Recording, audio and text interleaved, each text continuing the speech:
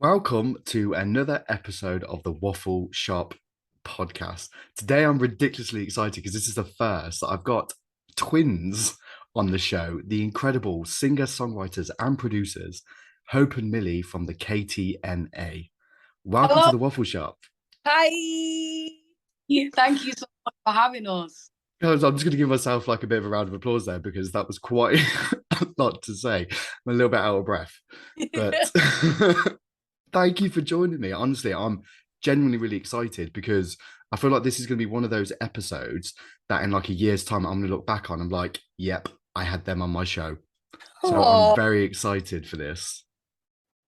thank you very much. We appreciate that very, very much. I'm sorry if there's a bit of a gap between speaking. We're just going to try and alternate between speaking so one of us doesn't speak too much. Have you like rehearsed this? Like, okay, are we gonna have like a little signal to be like, Well, no, that's twin telepathy right now. That you. oh, is that a thing? No, it actually isn't. It actually isn't. But Oh, we had another interview earlier today, so we're kind of used to over Zoom. So we're kind of used to like just giving each other a. right. But sometimes Professionals. we'll both pause just to see who wants to speak first. You know what I mean? There's a pause for it. You know what? That's actually really nice because that with my siblings, I mean, we're not twins, but that would not happen. It would just be outright war. Well, in everyday life, it doesn't happen. But over Zoom, we try our best to behave. Yeah, we have to have a bit of decorum, don't we, Hope, or everything will fall apart. Just a dash. Just a dash. Well, if I don't take anything else away from this episode, I'm taking if you don't have any decorum, it all falls apart. Exactly. Thank you very much. And we're done for tonight. Thank you so much, Taylor, for having us. It's been a pleasure. Join me next week. Don't forget to like and subscribe. Oh, well, you kind of feels awkward now because I normally start each one of my episodes with something called the weekly waffle, which is something that's pissed me off that I can get off my chest. But I feel like we're riding a bit of a wave now, like a positivity wave. So I'm going to Oh, kind of. so what's off? Oh, we can I all day. I've got a list of love things. this part. Um, but do you know what? Do you know what's really, really pissed me off this week? I mean, it's Tuesday, but it's really no, it's getting there. Um, and I don't know why I do this, but it's when you're in like those hours of scrolling through TikTok, and it's those videos that predict your future. They don't predict your future, but you know when you you get so walked up like, oh, this initial is thinking of you, and you sat there like watching it, thinking, oh, who do I know that begins with a K that could be thinking of me? That's brilliant. That is But brilliant. it's so stupid, but every time it gets me every goddamn time.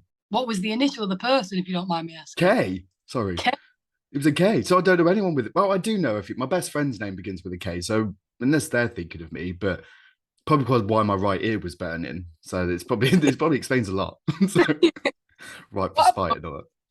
about you if you play this sound, then a miracle is going to happen?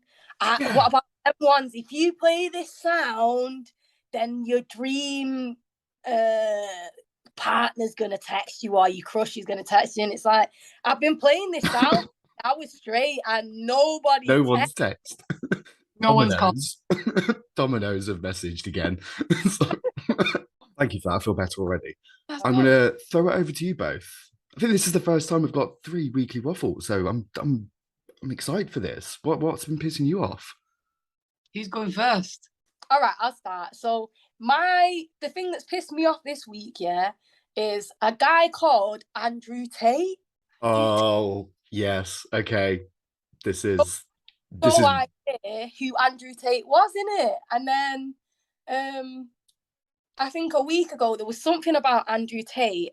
I saw this video saying, go to Andrew Tate's profile and see which one of your friends, which males you know in your life, are following Andrew Tate. And I was like, why? Who's Andrew Tate? So I went and I looked at all the people I know who were following Andrew Tate and I was disgusted, right?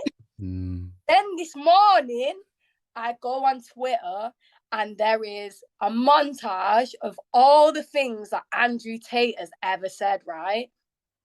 And I was appalled. I was disgusted.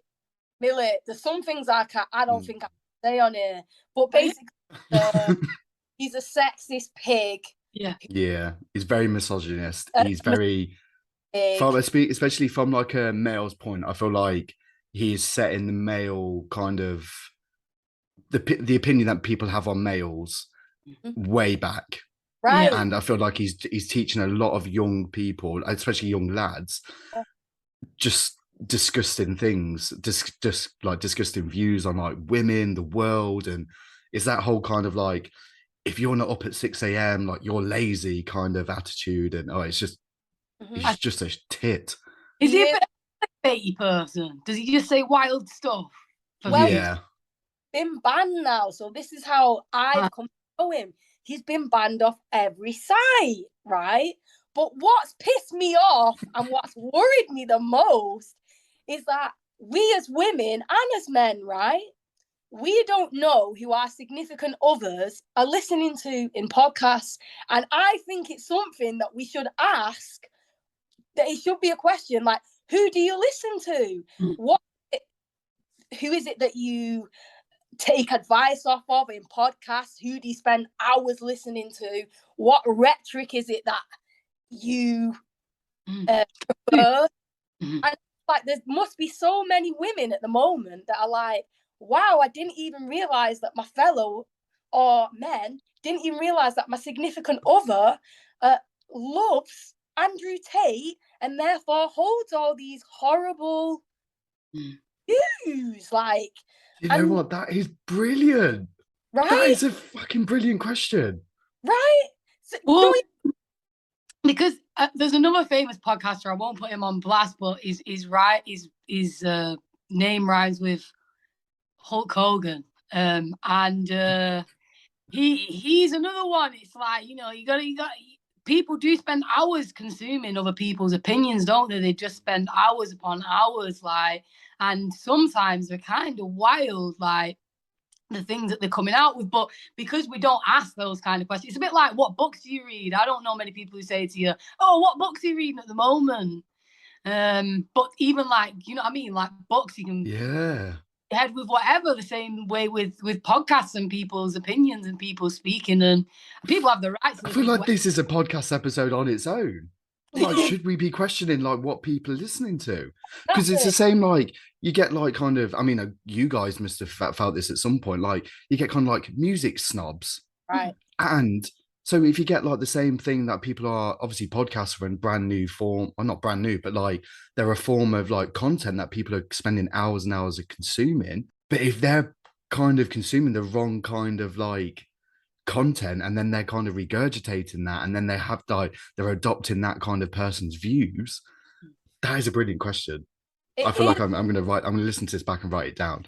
But can I ask you a question, as someone who has a podcast, does it ever occur that to you that someone might be listening to all your views?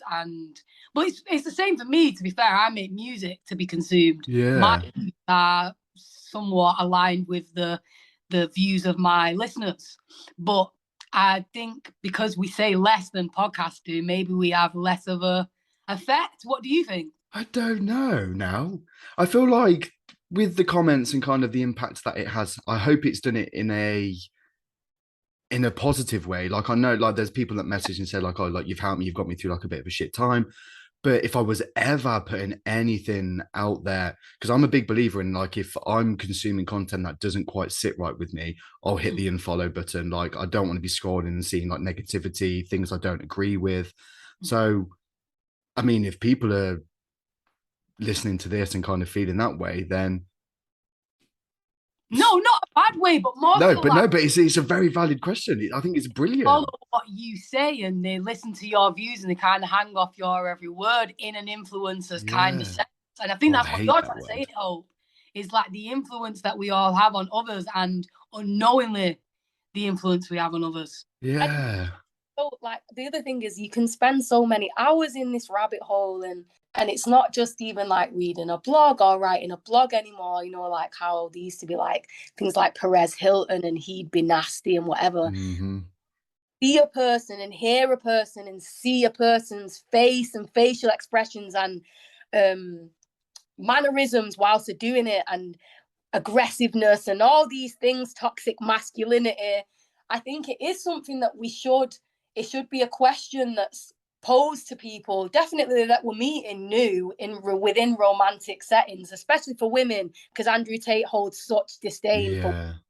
I think that it is something that we should, like ask, like, what are you consuming in your day? Like on the way to work or in the shower, or what is it that you are consuming? Because I'm sure that a lot of women over the past few days, I've heard the men talking about Andrew Tate and then seen articles and been like, oh my God, my fella's listening to him every day in the shower or every day on the way to work. And I didn't even realize that this is going on, and like this is how he actually feels, right?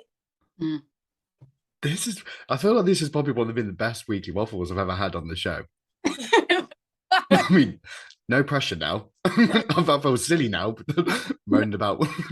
No, because my one is actually silly. My weekly peeve is, so where my boyfriend lives, like, there's somebody who has like a dog in it, and they just talk to it horribly, and all I can hear, is like they let the dog out, and they'll just like, get here now, fucking, you're swearing at it and talking to it. And I just think, yo, listen, I wouldn't talk to a human being the way you talk to this dog. Why are you talking to the dog like that? Like, I want to go over and just like grab it, and it makes me think, why do people have animals if they don't like them? I know. Yeah.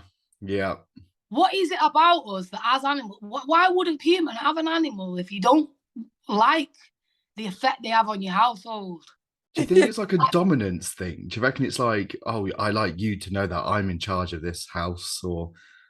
Perhaps. I mean, it probably could be. It probably is a dominance thing, and it's like a you do what I tell you. But I just tell by the manner in which they speak to the dog doesn't listen to what they're saying anyway. So it doesn't really matter whether they're screaming at it the way they do. The dog's like, you're not. But the then dog's I suppose if they are screaming at, I mean, don't get wrong, I'm not like a like a dog trainer in my spare time or anything like that. But like, I imagine if you're constantly spoken to at a certain level, you're not going to know any different. So that dog would be so accustomed to be shouting at and like doing whatever it needs to be doing. Where if they actually probably whispered to the dog would freak out and be like, okay, I need to listen now. I can't hear you. I need to listen. I don't know. Obviously, that might be a thing. You also might be a psychologist also in your spare time, a dog psychologist. You've actually got. Do you know what? My podcast has just been on blast, so I'm just gonna. So, do you know what? You always need a plan B. Always need a plan B. Wow. I want to get into something now that I because we mentioned the heat word earlier, and I have to I'm going to point the finger at you guys now because I'm blaming you for this ridiculous heat wave. You know, quite clearly, summer is not dying because of us. Because of yous. Summer never Us. dies. It is an absolute banger. It was one of those songs that I felt like I never knew I needed. Oh, thank you. It's just that it's like I can't even describe it. It just takes me. I feel like it's like my song of the summer. You know, I haven't had, and I was actually moaning about this probably a couple of months ago, saying there hasn't been a song or someone released a song that's like that's the song of the summer. There's been nothing like that. And then when I heard that, I was like, oh, this is nice. And then every day since it's been, oh, it's getting hotter, isn't it? It's getting a little bit. So thank you for keeping summer alive. But obviously, what a banger. Tell me about it. Much. Thank you. I actually wrote that song for my boyfriend for his birthday like a summer ago. Yeah, I just wanted to make him something that was because I'm not a very like lovey-dovey person in music. That's not my thing. There's a million things to write about, and love is only one of them. So I try not to write like lovey-dovey songs. That's not really us, is it? No. We turned our cap at this, I turned the cap at this, and it actually worked out really well. I just wanted something that felt timeless, that felt kind of like you was a kid again, like kind of like Yep. a teenager, like, you know, like, oh, yeah, like I wanted that basically. So that's You how know that. what though? It's really weird hearing that, and this is what I get like a bit of a music nerd when it comes to this, especially when I have the artists on who sing and have created these like incredible pieces of work. That's how I felt. It felt like it was summer, it was a kid. You know, it reminded me of like those old kind of like Kodak disposable cameras. That's Kodak the moment. vibe. Yeah, Mm. that's the vibe that when I was listening to it, that's like how I felt. It was really bizarre, especially now that you've said it. I'm like, yeah, I feel that. Thank you. I appreciate that. I wanted it to feel I didn't want it to feel like it was from 2021 at the time. I wanted it to feel like it could have been from kind of any era, a weird era, and kind of old fashioned. So I'm glad you got that from it. I'm really glad. You said weird era as if 2021 wasn't weird. So Well, Came straight out of a weird era, Millie, for real. I know the era. fair, speaking of that, well, I don't want to say the P word, but speaking of that time, obviously you released Resurgence in that time of, you know, the world kind of being in a lockdown. Like, how was that? Like, was it just a case of like, well, we've got this time now, do we just throw ourselves into it? Like, how did that kind of play out for you? Well, well, I think, did we put Resurgence out during Right at the end. of So, the? yeah. Oh, did we Life Under Siege at the beginning and So, Resurgence at the end? Yeah, no, Life Under Siege came out like 6 months before the pandemic, Yeah. and out Resurgence right at the end of the pandemic. Yeah, and Yeah. so basically throughout the whole pandemic, we'd been making music, and we'd put out our first EP, Life Under Siege, and it didn't really, not that it didn't do well, but it didn't do as well as I'd hoped within the first 6 months. And then we got locked down and our streams went through the roof. We'd never been listened to more before. We were getting messages from everywhere. And that's what gave us the name Resurgence for the new thing, because it gave us a new lease of life. Like after the first one came out, we were a little disappointed with the rollout and how many people had heard it. And then when we got into lockdown, it was like people just listened to our music and discovered us. So that's where we came up with the name Resurgence, because it, some reason during lockdown, we did get a resurgence, and it was beautiful, and it was nice to be able to write during that time, even though it was such a crazy time, just working at home by ourselves. And there was something very like authentic and raw about being able to do that, which was, we were blessed to do. Like that time was, it was actually a very nice time to create music. Do you know what? I find it so refreshing. To be fair, I'm going to go back to the kind of like Resurgence and Under Siege because it feels like a before and after Yeah. kind of vibe. It was like you kind of Under Siege, we're going into this really weird, surreal situation. So again, feel like I'm such a nerd. Like I feel that. I feel what you're writing. No, that's what we want. That's what we want. We want people to feel something when they listen. And if you feel something, then we've done our job. So it's the biggest compliment you could give us. Oh, well, you do it very, very well. With obviously coming back with research, did you find like, so going back to what I was saying about the pandemic, obviously I know it was devastating for a lot of people and it kind of forced a lot of people to stop. For me, I'm very grateful of it because it gave me, for the first time ever, it made me find my voice and who Taylor was, and I wouldn't have the waffle shop without it. Do you feel like, I kind of get the impression, I don't want to kind of put words into your mouth, but there's a similar theme here of like you took that time to like figure out who you were and like what you wanted to sing about, like you're saying there, like words like raw, and like did you kind of really take things back to like who you were to research, I guess? I think what's crazy is we'd already had our own personal pandemic prior to the pandemic. Okay. Yeah. Like, we felt like we'd already been locked down and kind of like kept away and isolated from others. We already felt like we'd experienced that. So when the pandemic did come, it didn't feel as alien to us, I think, as it probably to everyone else. We'd already felt like we kind of was closed off from the world, like anyway. So it Why was was that, if you don't mind? well, Mercy. we'd had a really hard time. We'd just come out of a deal. We were in America for Okay. 6 years, was it? we were Oh there. wow. And it was really tough. We really struggled. We had a really abusive business relationship over there with our manager. And so when we came back, we weren't really the same people anyway. Yeah. And got back to England, we lived in a studio for a year. We slept on the floor of a studio for a year in London, my friend's studio, Wow. go up bed together.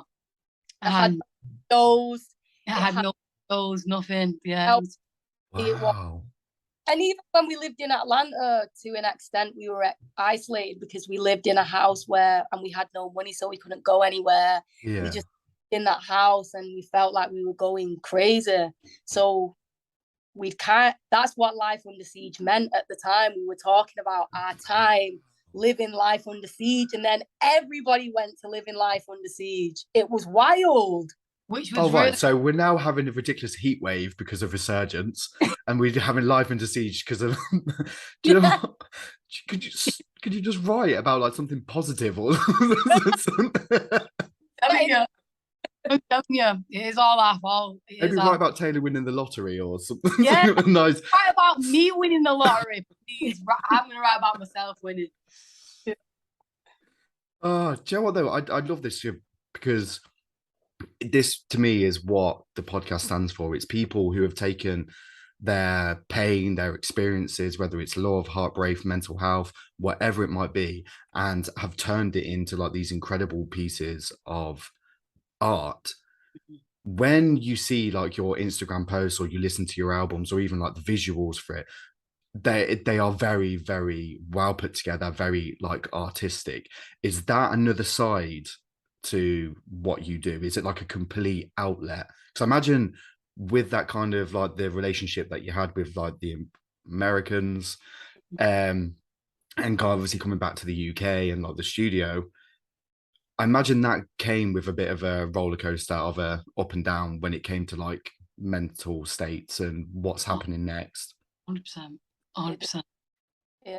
I think it's really important when we came back from the States, we decided that we were going to just take full control of our lives. So we decided we were going to produce and learn how to engineer and do everything in-house. And the same way with visuals, like we think about all of our visuals, we come up with all of the concepts, we usually write the treatments, and I'm going to be directing the next video, we're going to direct the thing. And Amazing.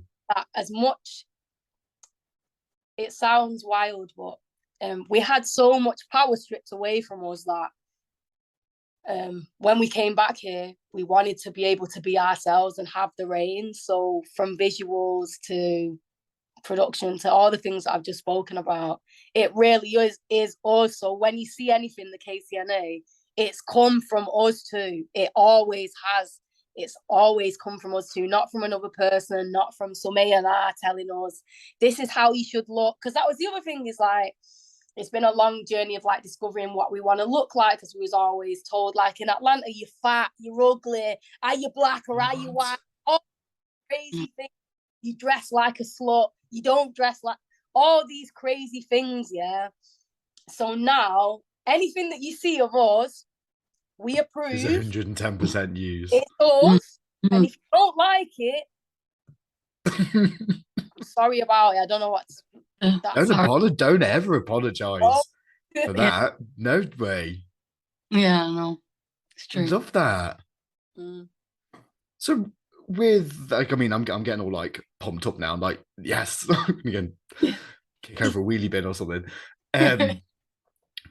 When it comes to the inspirations and stuff behind the music, like music is my biggest coping mechanism, whether I'm sad or, you know, happy or I'm having a bit of a rough time. Music is my go-to to either get me to where I need to be.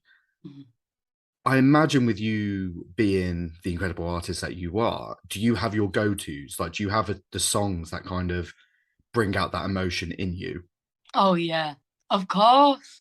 If I want to have a right good cry, I'd put on Michael McDonald, I Can Let Go Now, and I'll have a right good cry. Ooh, okay.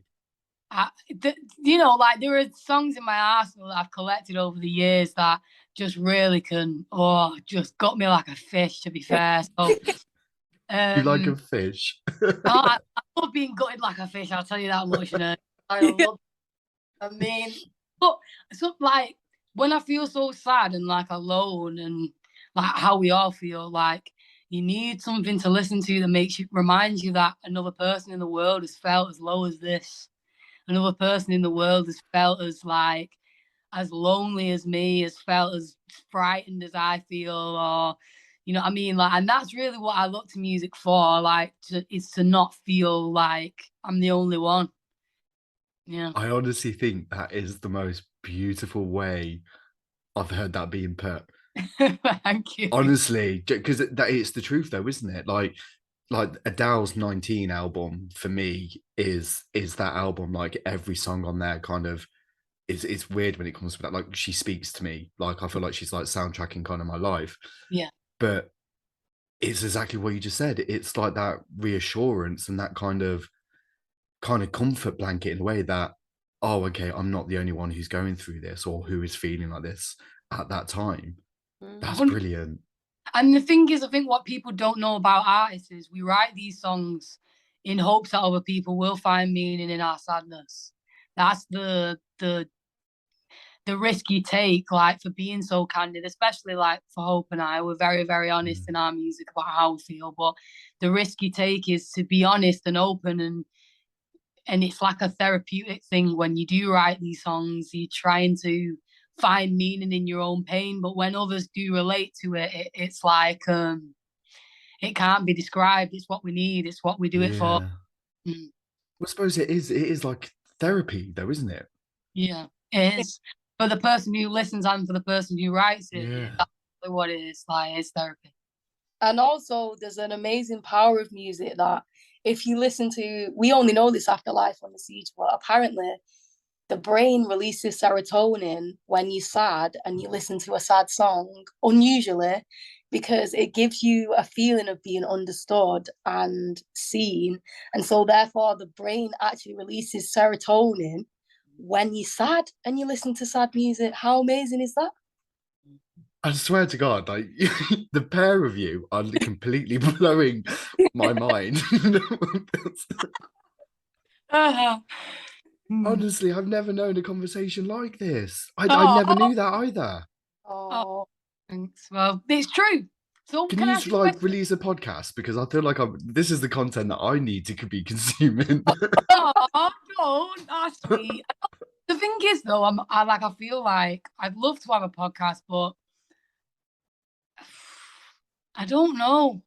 I feel a bit silly. I don't know what I'd talk about. Oh, I sit in front of a fucking waffle. honey, don't don't feel silly. start the waffle again. Well, Taylor, can I ask you a question? So, who's your go-to make me feel better artist? Who do you go to? I feel like this is where you're probably going to disconnect the phone. No, I won't disconnect. Pitbull. Right. What? Now, Pitbull. I'm trying not to judge you, but can you continue on? Purely because Mr. 305. Mr. 305, Mr. It's the Worldwide. 305! Exactly. Oh, Mr. Worldwide. Mr. Worldwide. Thank you. Some respect on his name. Thank you very much. Purely because everything, and I'm kind of like this as well. Like I've got with Akon as well. They were brought up in like some very like diverse kind of upbringings and surroundings, and they always seem to give back. They're doing the things, and I think when someone does nice things for their mom, or you can tell that they were raised right, they were giving stuff back. And Pitbull's that person for me, and he like it's just like it's so cheesy, so cheesy. But there's like some of the lines of this song is like, "Every day above ground is a blessing." Now, if you had Beyonce sing that, everyone would be like, yes, like beautiful. Pitbull says, I mean, everyone, I'm that person for Pitbull say, yes, like beautiful, beautiful. No, but I like that. But it's that kind of, I have a weird thing with lyrics, and I feel like Pitbull is that for me. That's nice. But we're obviously ignorant to Pitbull. I've not listened to his lyrics enough, so I can't really laugh because I didn't actually think you were going to say that. I was actually deep and meaningful what you had to say then about I clearly haven't listened. I've not listened to his music in a way that I probably should have. I've not noticed that Yeah. about him, but that's what I I mean, mean. it is proper like cheesy. It is. It's an instant good mood for me. But Yeah, there's something about like the lyrics and just like when I went when everything happened with like my mum, I went to Bali on one of those trips to like, I'm gonna go find myself, I'm gonna have some like time out kind of thing. And it was literally every night, every kind of bar I went to, every like beach, wherever, like I was guaranteed to hear a yeah. Pitbull song. So now to me, that has kind of soundtracked quite like a painful time for me. And it's created new memories and kind of yeah, it's weird, but he's that That's person mad. for me. That's beautiful. And I'm so sorry that I'm so ignorant to Mr. 305 and Mr. Worldwide because Every day is a school day, though. We've Yeah, all learned something today. So man. I'm in oh, school. and I actually think that's the power of music. That's the magic of music. That right there, like it's the soundtrack, and it's changed. It's a soundtrack to a painful time in your life, but also to a transformative time in your life, and that definitely. that's so powerful. It's beautiful. And now, Yeah. like when I hear those songs, it's kind of like remember where you were when you heard that. Yeah. Whether it's on holiday or even it's like mentally, because when I went to Bali, like I was not in a good way at all. Whereas now I can kind of listen to those songs and be like, do you know what? Fair play to you. Yeah. And you come a long way. See Yeah. that? No, music's amazing. Like it's So just good. music is amazing. Like, do you know like those times where you'll be somewhere and a song will just start playing and you'll never forget it for the rest of your life? Yeah. Those things like just unreal. Like, for example, me and my sister, when we was in Atlanta, we used to lay on the deck and I used to sing Coldplay All the Stars to Hope when we were really sad. So like now I can't hear that song like, but when I do hear it, I do think about how far we've come from where we were, which is Definitely. a beautiful thing. It's beautiful. Do you know what? I'm throwing it out there. I feel like this is one of the best waffles I've had because I feel like it's a roller coaster of emotions. This. Me too. I Me feel too. all inspired. I feel like I'm going to go and write an album. I Yeah. can't sing. I can't sing for shit, but They've got all for that. They've got all that's the tunes true. That's true. I did release a song with Sean Paul. That's like a You did. Are you joking? no, well, kind of, but not so joking. I had him on the show, Wow. and the whole conversation I was like, just ask him to sing a few bars, just ask him to do it, and he did it, and then I kind of did some back. I mean, I'm the most whitest of white when it comes to rapping, and literally, yeah, I turned it into like a, I think it was like a 20-second little I'm going song. to get Instagram to find it right after this. I'm Yeah. going to find this. Yeah. Okay. So speaking, because obviously Sean Paul gets me on the dance floor, like guaranteed. As soon as I hear Jodie and Rebecca, I'm gone. Literally, I'm there. What song gets you guys on the dance floor? Go on. I don't know if you could take it. I know you want to see me naked, naked, naked. I want to be your baby, baby. You know, Wild Thoughts. I love. Oh, yes. That's so good. Wild Thoughts is a good one. Wild Thoughts is a good one. Any Do you know back what? out get me on the floor. Yeah. Even the original Santana. That Yeah. as soon as I hear that yeah. I'm gonna like. Yes, for me it's 2000 R&B. If you want me to dance all night, you better get some 2000s R&B on, please, for me, because I will be all over the dance floor. Beyonce, J-Lo, anything that's Yes. like into my pop girl fantasy, my R&B pop girl fantasy. Please play it. If I can get on the dance floor and pretend like I'm in a music video, that's for me. I love that. Mm-hmm. Do you know who I miss randomly? It just popped into my head. Kerry Hilson. Oh, Where's she been? we love Kerry. Yeah. I By the dive. Pardon? Yeah, she did get got by the dive. Yeah. She got what? You know Oh, that. Go on. So basically, Kerry Hilson's career was ended because she said something about Beyonce, and she never recovered from it because the Beehive wouldn't let her live. No. Yeah, I didn't let her live. she basically got given like a magazine on the red carpet, Kerry Hilson, and she got asked to hold it up and speak. And she said, who's on the cover? She looked at the cover, saw it was Beyonce, and said no. And that's why she got canned. Why? I mean, but that, like, you wouldn't. If I went on it, I mean, obviously, I'm not gonna ever do this. Like, if I was on on a red carpet and someone gave me a magazine with another podcaster on, I'd be like, well, why am I holding this? Well, that's what she says. That's what Kerry said. But the beehive wasn't for listening to it. The very busy bees. Yeah. Very busy bees. I mean, I'm a Beyonce fan, so I'm not even gonna go down that road. No. I want nothing with the hive. I don't want no troubles with the hive. No. I'm just telling the story of what happened. I'm not taking sides. I don't want to get stung. Don't send the bees after me. I am a fan, please. Oh my God, I love it. I absolutely love it. Well, speaking of busy bees, I hear of, well, obviously summer festival season kicking off, but leading into the tour. November is going to be very, very busy for you. Indeed. It is indeed. It is. So for someone who hasn't been to the KTNA, oh my God, how embarrassing. KTNA. I don't even know what that was. I was still vibing there. What can people expect from your gigs? Well, our gigs are full on. They're emotional. You're expected to sing at all times. Everybody's required as singers. Like, when you buy your ticket, you are applying to be a background singer, and you will be expected to work that night. Learn your lyrics. After us, whenever we ask you to sing, you're allowed to cry, scream. We laugh a lot because we just say stupid shit on stage. We're like the Chuckle Brothers. And it's like coming to, our shows are so filled with so many different people. There's people of all ages, all demographics, all sexualities, all spectrums from everywhere, right?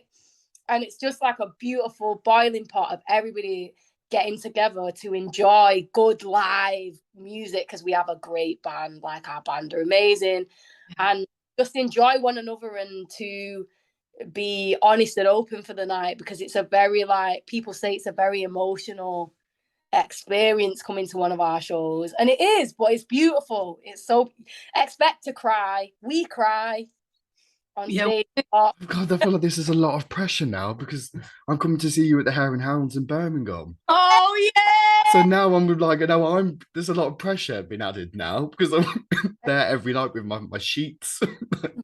Yeah.